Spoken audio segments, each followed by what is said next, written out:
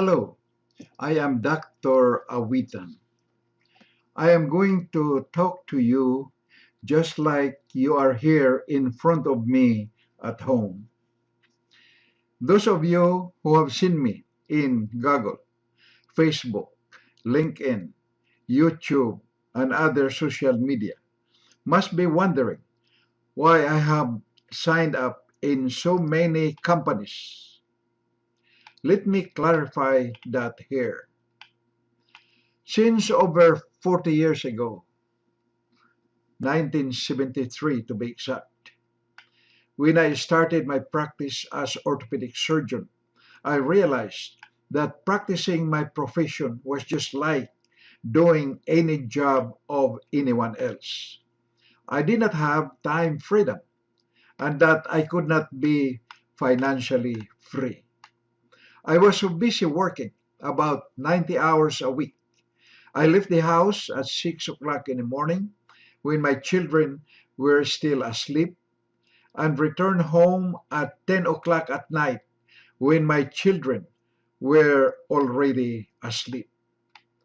I did not have much time with my family except on rare weekends when I was not on call. So I started studying about time freedom. I read a lot of books of famous authors from Napoleon Hill, Jim Rohn, Zig Ziglar, Randy Gage, down the line. And I learned that I should have residual income instead of the linear income that I was earning. You know, residual income is one that does not stop even if you do not report for work. I learned that the common ways to earn a residual income is either to be a best-selling author of books or a rock star or a network marketer. For obvious reasons, I chose network marketing. Then I enrolled in online businesses, started with nutritional companies, and became encouraged in studying nutritional supplements, minerals, antioxidants, and free radicals. Then I enrolled in so many online businesses trying to achieve time freedom. But I found out that in MLM, you have to sponsor hundreds or thousands of people before you can earn a significant income.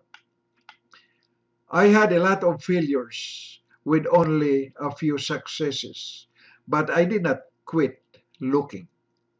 And I learned more from my mistakes than from my few successes. Then I had to deal with and overcome some major challenges in my life, like supporting four of my children in college, a couple of divorces, and overcoming a wife who was against my network marketing activities. Most of these major issues and challenges exhausted my retirement fund and finances. So after I retired my orthopedic private practice in 2005, I took a job as a physician in an occupational medicine office until 2012 when I completely retired because I have to take care of my sick wife. In spite of so many failures in my network marketing activities, with the added major challenges that I have to overcome, I did not quit looking until I found Elite Marketing Alliance and Your Key to Wealth. Elite Marketing Alliance is a high-ticket program. We are very selective whom we partner with. We only talk to prospects already interested in our program.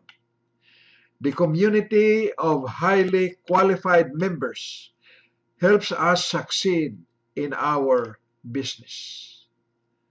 Your key to wealth is not a business, not an investment, not a gifting program, not MLM, not Ponzi scheme, and not a pyramid.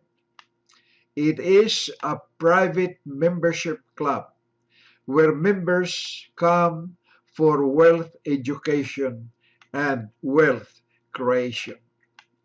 I am blessed knowing personally the officers and founders of your Key to Wealth, who are also great leaders in Elite Marketing Alliance, whose integrity, honesty, and transparency are unquestionable and impeccable.